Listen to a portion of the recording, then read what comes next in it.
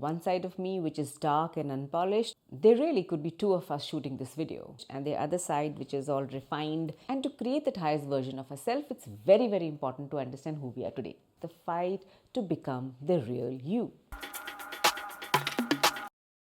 So the self-work and the refining of ourselves is really not about the world. A lot of people mistake it to be, why am I doing this work for the people to love me? It's not about them at all. It's really about us. Because when we get in alignment with who we really are, which is what the work we are doing, and really finding out who we are, is when we really reach a version of ourselves where we do our best work. And everybody struggles with it, don't you? I'm bringing to you that part of my journal where I've struggled for years and years together to kind of understand who I am, who I want to be, and who I don't want to be. Where I define myself, create myself, and then refine myself further. And that's what I have started to call versioning. If you are the kind of very comfortable with who you are and have actually reached your higher version, this video is not for you. Who I am is what is the hardest. Very early on, I realized that there are parts of me I didn't like. The parts I didn't like of myself were parts which are not really the qualities you would celebrate, right? The most insecure person when it came to working, because would I be called out? Would my imposter syndrome be known to everybody? And this, despite the fact that I've always been one of those celebrated employees. But you see, we are such a composite of the memories, the impressions of the rejections, and the unhappy memories that we create when we are growing up, or what we imagine ourselves to be when we are growing up in view of the environment we are in or the way we were raised. So we are made of all of this, right? And all of this really dictates how we act, how we react, and essentially how we behave. And I'm not talking about the psychological conditions of duplicity in your personality. I'm just talking about the fight for yourself, the fight to become the real you. You don't want to be the person who's rude when you're in the middle of a call and the Amazon guy rings the bell and continues to ring the bell and you're like, can you wait? You don't want to be that person who gets insecure when your colleagues are doing better than you, right? You don't want to be that person who gets jealous when you enter the party and you think you're looking like gorgeous and drop down stunning, and yet all the compliments are going to someone else, the person who you don't like so much. You definitely don't want to be the backstabbing person who just carelessly lets the other person know that, hey, that person said this about you. Your best friend said this about you. And most probably, definitely, we don't want to be that person who harms the other person, sabotaging someone else's life in one way or the other. Yet, all of us have shades of it, right? And understanding why we are like this is the hardest work that I really undertook for myself. If you've ever heard of Carl Jung, he calls it the shadow work. The shadow work is when we kind of understand who our dark part is. And we acknowledge this person and we kind of say, all right, I understand you, I accept you, but I'm going to try and get the better version out of this version of myself, right? And there are 2-3 ways of really understanding what our really bad or not so pleasant qualities are. The first way is to really understand when we are aggressively judging someone else, or if you're being extremely biased towards something or to someone, and also if we take offense very easily. Carl Jung says that we project on others what we deny in ourselves. So when we go around telling someone else that, okay, she's got a great body, but why does she have to wear such revealing clothes? We might actually be in denial about the fact that we really want that great body, and maybe perhaps we want to wear those great looking clothes. In the same way that if one of our colleagues really does very well and does a stunning job and goes around telling everyone about it, we might just say, okay, so you've done it, but why do you have to go talking about it to everybody? When in reality, we actually want to be that person who succeeded so beautifully and has the confidence to go and talk and celebrate themselves with everybody else.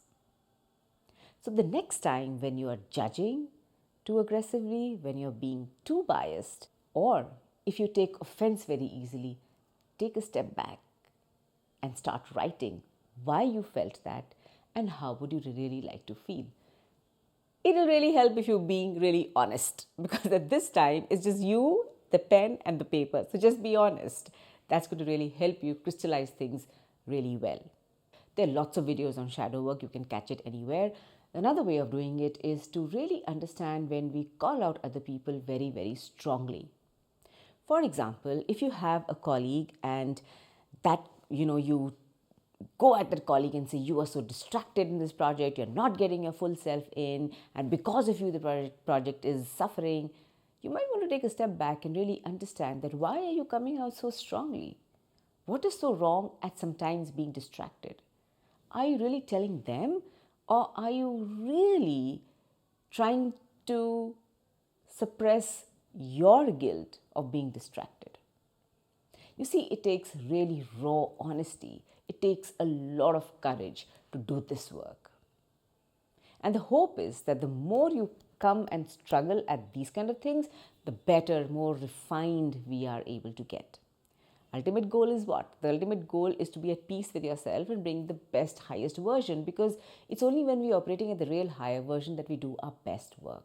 It is very, very scary to see these dark negative qualities and the lower version of ourselves in full reality. But what really helps is to say, okay, it's just me, my pen, and my journal. I've seen it for what it is. Now I'm going to start working on it. And then we step to the next stage where we are recreating ourselves. Coming to this version where we want to be who we are starts with accepting all of that. So self-acceptance is a great place to begin with. Now over here, it gets very, very messy because you want to be good and then someone treats you badly. You're like, why the hell should I become like this? Right? But the point to remember is this is not about them. It's not about the outside world. It's about us, who we are, and what is our highest version of ourselves. And to create that highest version of ourselves, it's very, very important to understand who we are today, right? We can't be something in the future if we don't know who we are today. We won't know what to change, what to keep, and what new to become. And like any good work or any great piece of art, it takes time, it takes patience. There might be days where you're going to feel so shitty and crappy about yourself, yet there might be days where you'll feel supremely beautiful and successful and happy that, hey, I was able to control this. It takes courage. It takes a lot to become vulnerable at this point and say, okay, I understand all of these negative things about myself. Now, how do I change? And every time we try to change, our beliefs, which have become like an auto trigger in ourselves, our actions, which are already become automatic for us, our reactions will keep coming to the surface and pulling us down. But the best part is the more we do it, the better we get at it, the more control we get about it. More importantly, we just get better at understanding this is how I'm going to act, this is how I'm going to react, this is how I'm going to behave. But hey, maybe I will not do it with the same degree as I used to before. What worked for me is to come really face to face with the list of things that I wanted to work on. The first thing was I was very, very insecure at my workplace. Having a really honest conversation with myself made me understand that this insecurity was not coming because there were such top performing colleagues I had around me. That insecurity was still coming from the fact that I was brought up in a home where my parents were such top performing adults that nothing was good enough for them, right? So the fight to be good enough was born there. The ultimate acceptance that I always wanted was theirs. And that just happens unconsciously for you. So even when your colleagues are doing very well or you are at the top of it, you still feel insecure. Am I doing enough? How did I handle it? I really handled it by saying, okay, I feel at every point, even if I've done my best, I will always find room for improvement. I have to accept that. So every time I did really well, I would enjoy the accolades. I would enjoy the fact that I've done well, enjoy the success of it, but then very quickly acknowledge, okay, I did this, but this is how I could have done it better, and get over with it, close it. I had to go through that extra step every time I enjoyed success. It's an ongoing struggle. I don't think that there's ever been a singular success where I've sat back and said, you did a bloody good job. No. And I still don't know how to break out of it. I still don't know how you come to a point where you celebrate everything in all its entirety and say, wow. Like every video I make, right? For every version that you see, there are at least 10 to 12 versions that never come out because they just don't feel good enough. And when I do release a video, it's not because I'm like, oh wow, this is a fantastic video, but because I'm also like, okay, something needs to go out. So this seems to be the best of the lot. Let's just release it. But every video, when I see it, I'm like, "Ah, this could have been better. What am I saying? I don't think I'm making sense over here." But that's the thing about being courageous with yourself, is to let yourself be vulnerable. To put yourself out in the world is really, really, honestly, and I'm not saying that because I'm creating content and I'm on the other side of the video right now, but it's really a place, an act of absolute courage. You have to focus on what is good. And that is an exercise. It's a mental workout to get yourself to a point where you say, you take in the negativity, you take in the feedback, and still find the courage and the positivity to celebrate yourself. And the more you do it, the better you get at it. You still have to check that you don't become pompous about it or become too proud about it. But that, again, is a case of continuously refining yourself or versioning yourself to become stronger and better at handling yourself and becoming confident. You see, if we go around looking for confidence, how do I become confident? Go start, speak in front of the mirror or put on great clothes or put on great makeup or look pretty. That really doesn't give you the real confidence that we see in some people, which almost equals charisma. Confidence really comes from actually having done the work. When we become great versions of ourselves, when we're able to become complete as people, whole as a person, and able to do some great work, that itself starts reflecting as confidence. And you hear it from people, whoa, you're so confident. There's a lot of work that's gone in that actually shows that glow of confidence in you. So once we start doing that, confidence will come naturally. But it's not something you chase as a singular achievement to become confident. Confident is really a byproduct of just working hard and doing the best that you can, the best that is expected of you for a project, for yourself, in a relationship, or even in society. There is no perfection that one can aim for, but you can always be, close to a state of refining where you're making yourself a little better step by step. This is the hardest part because, yes, you're not as rude as you were when you started the self work, but then can you say that you're never rude? What about the time that you jumped the line to the ticket counter just a little bit? You can always say that I'm not as selfish as I used to be, but then are you completely at a point where you're not selfish at all? What if you take the last piece of cake knowing fairly well that someone else might also have needed it? You might say, okay, I'm somebody who is going to be extremely honest in every dealing. But then are we able to be completely honest when we are talking about our colleagues to somebody whom can make a decision on whether you get the next promotion or not? Can you be 100% honest? Could be, but can you be? Right? So I don't think we come to a point where we are completely in a whole state of being where we are just not rude, not mean, not selfish, not dishonest.